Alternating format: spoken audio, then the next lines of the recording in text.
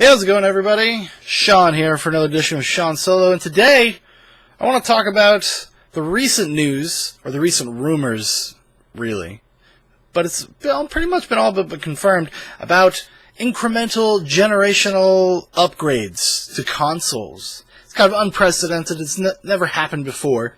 What normally happens is, a console cycle goes through its cycle, ends, and they release a new console. Well, seems like Sony and Microsoft are kind of at least floating the idea out there. There may be like a stopgap. There may be like a PlayStation 4.5 or Xbox 1.5 coming out probably in the near future, within the next year. I think we're going to find out really for sure what's going on, or maybe even like a tentative date or something like that, probably around E3. But the reason I wanted to talk about this because it opens up kind of a subject that I've wanted to talk about for a while.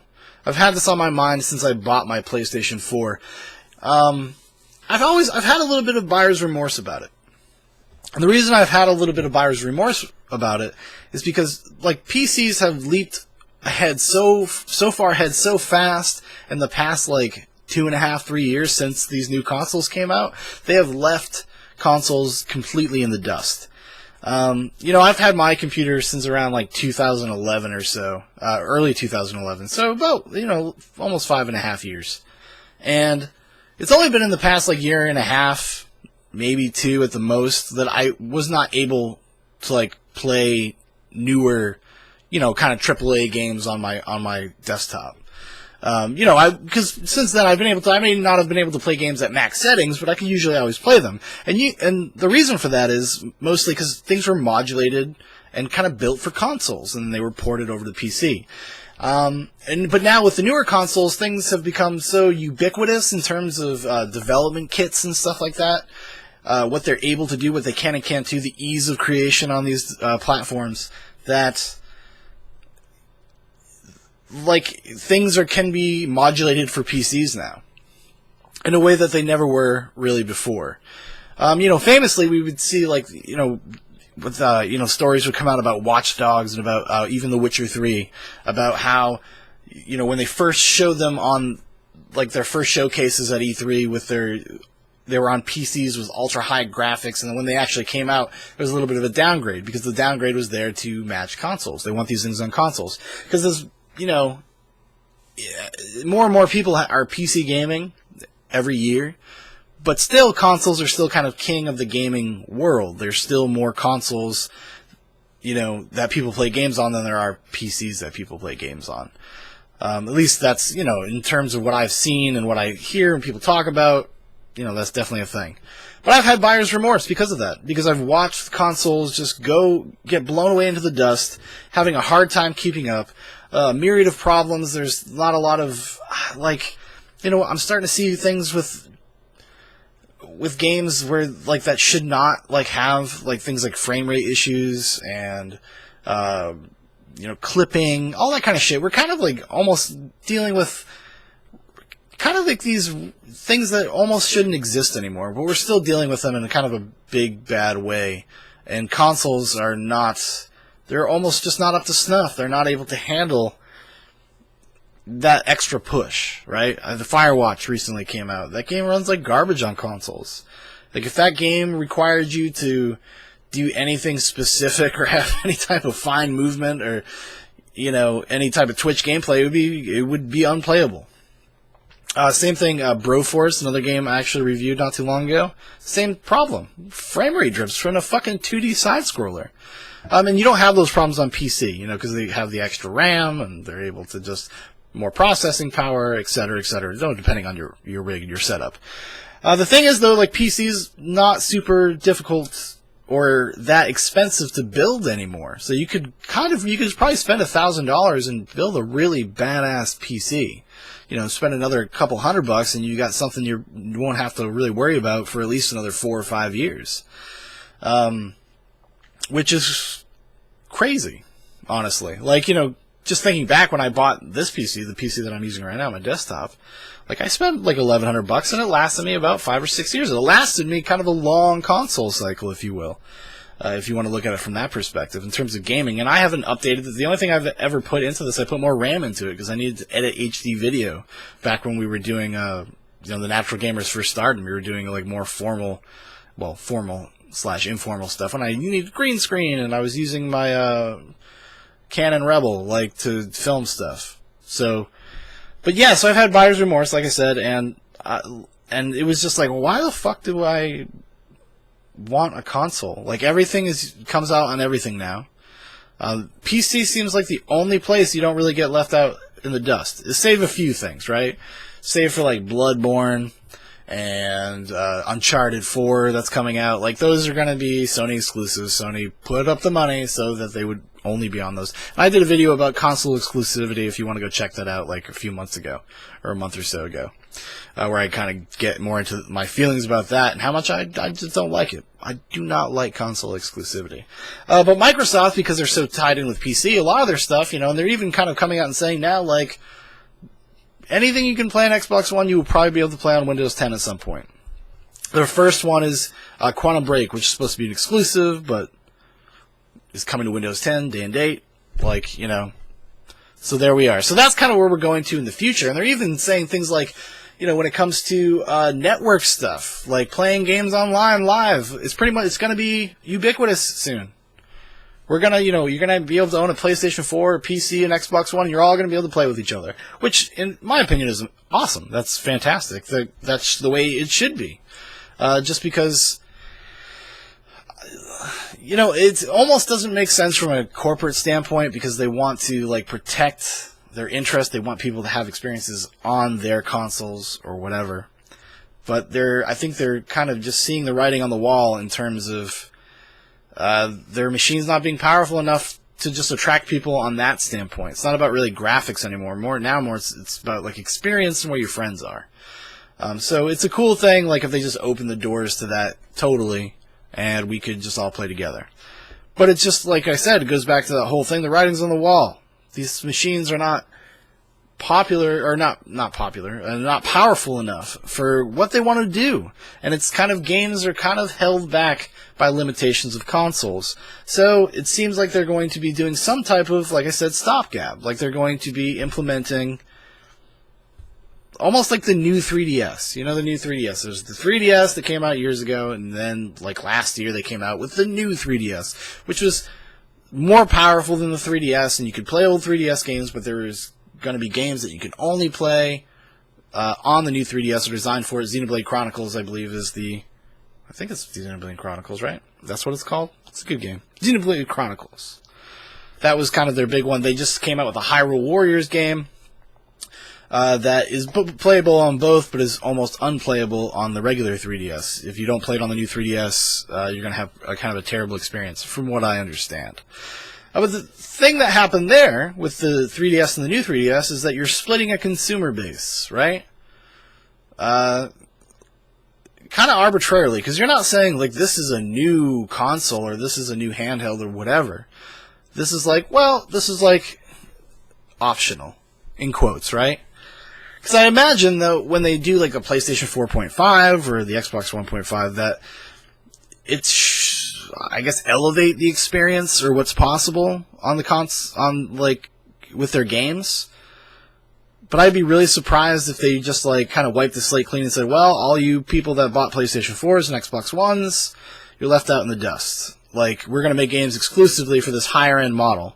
I don't really see that happening. I think what you're going to see is, a split in terms of, you're going to get games that run great on the new one and garbage on the old one, kind of like the 3DS is going through right now.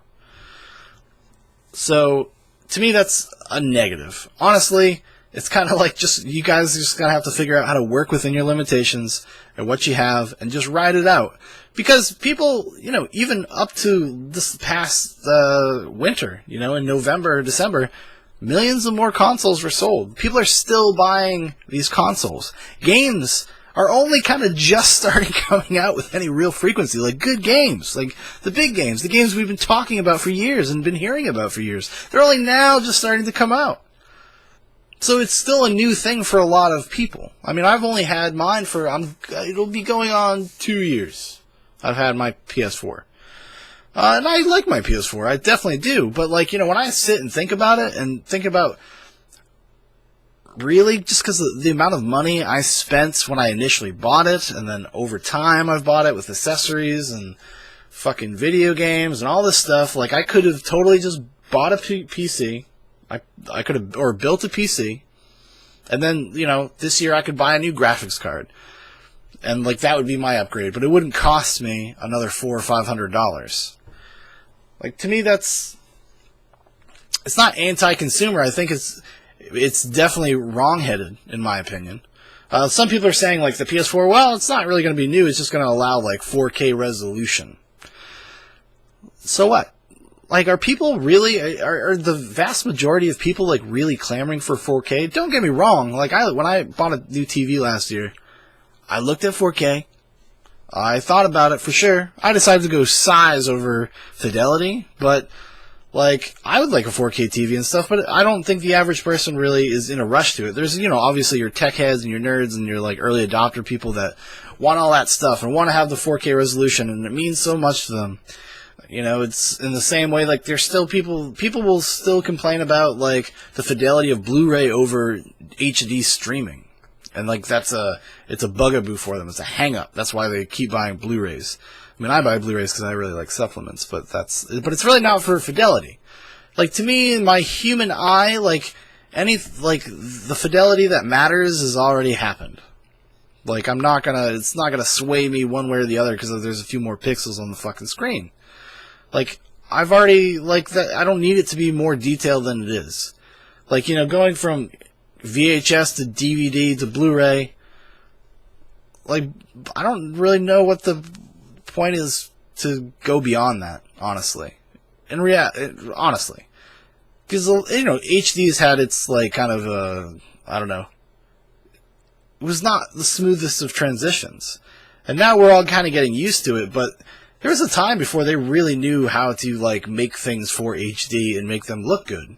They used to look kind of cheap and shitty. It would expose the artifice, the fantasy of, like, TV shows and movies, and everything looked like it was shot on a fucking prosumer camera. Everything looked like crank. For a little while there. And now they're figuring it out, and it's all kind of coming together now, but that's, it's 10 years later. So, if that's all they were going to do, if we're just talking about resolution capabilities, like, then that would obviously be a waste of time. I think it would actually be like a hardware bump. Honestly, I think there would be more processing power, probably be more RAM, definitely more storage space. 500 gigs is not a lot of space in the modern landscape, and it was one of those weird things. I guess I'm assuming is to keep the cost down that they released it with 500 gig and rather than a terabyte at least.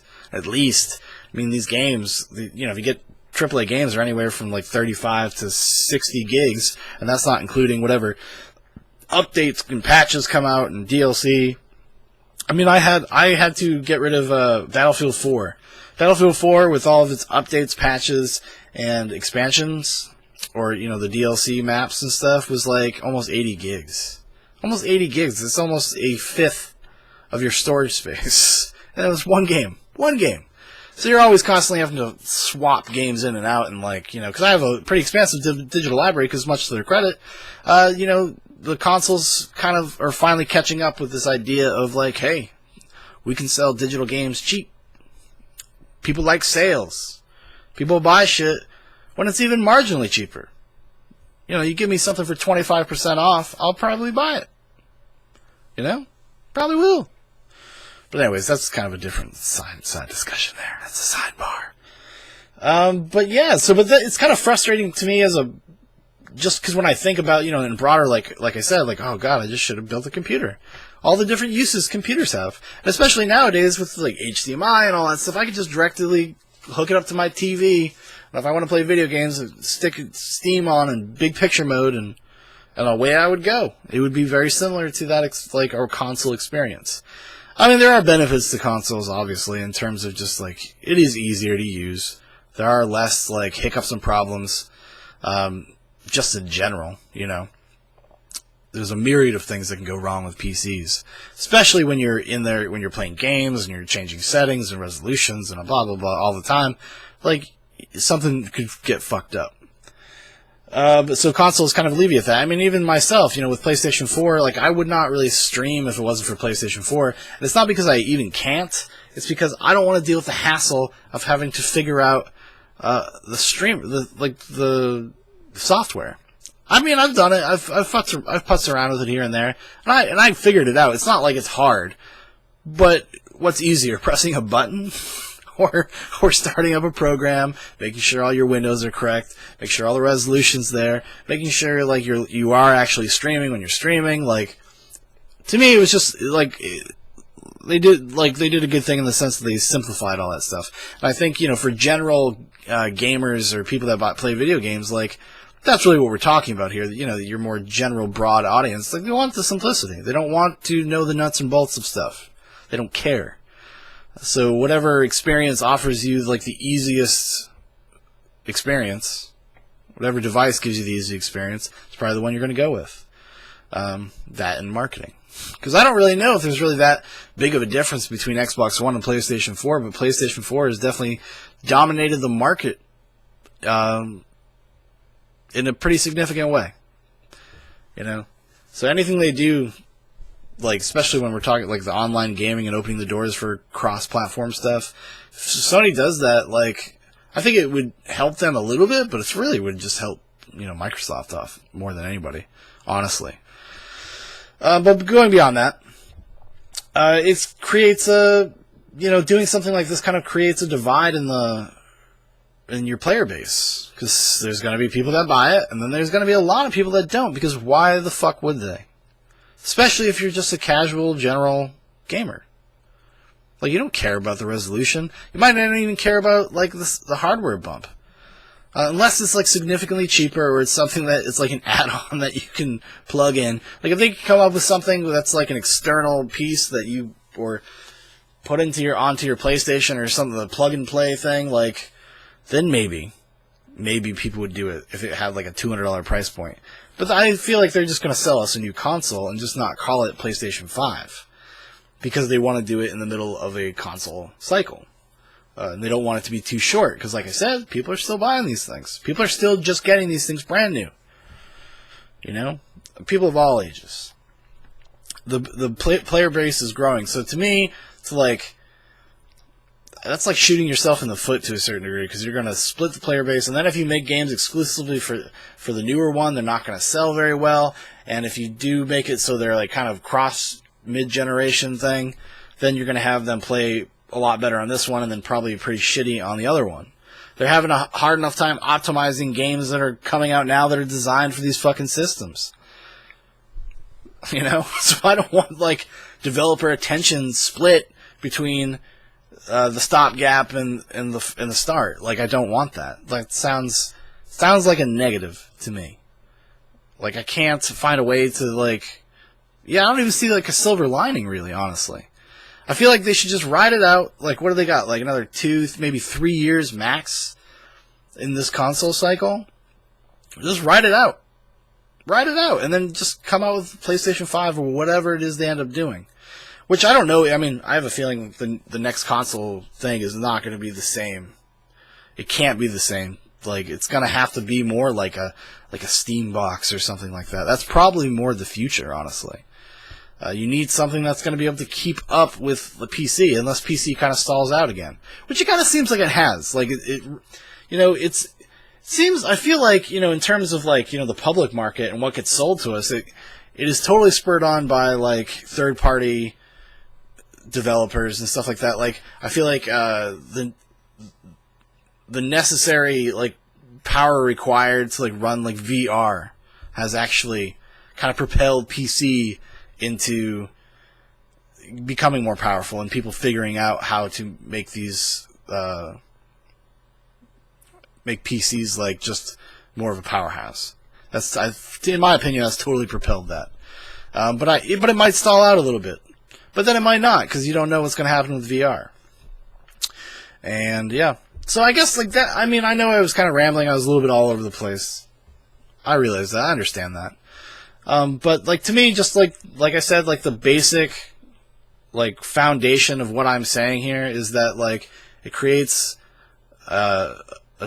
a break in the player base, in the market. Like, it's not, it seems really like a dumb move. It just seems dumb. I don't get it at all.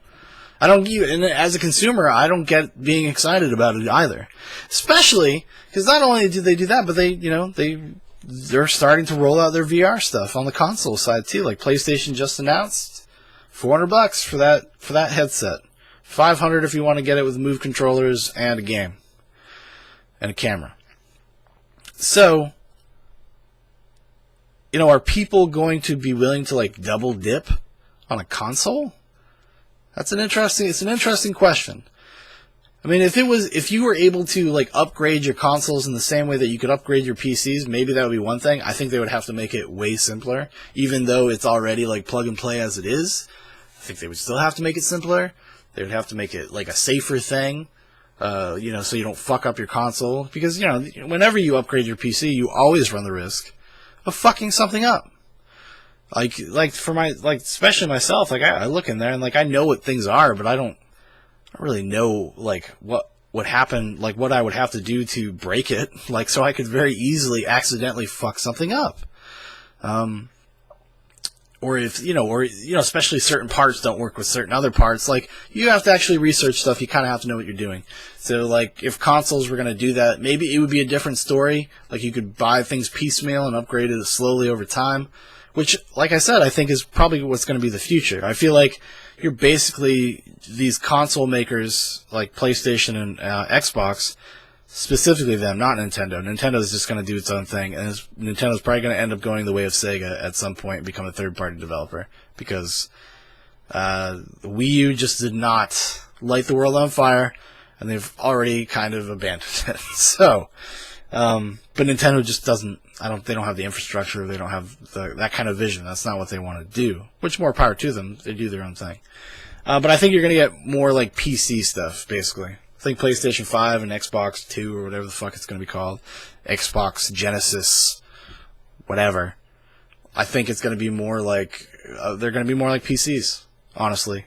And then at that point, why don't you just buy a PC? Because they're way more versatile, Like I said a couple times already, I definitely had a little buyer's remorse in the months after, maybe like 6 or 7 months after. Because, I was excited to have one. I had wanted it for like a year.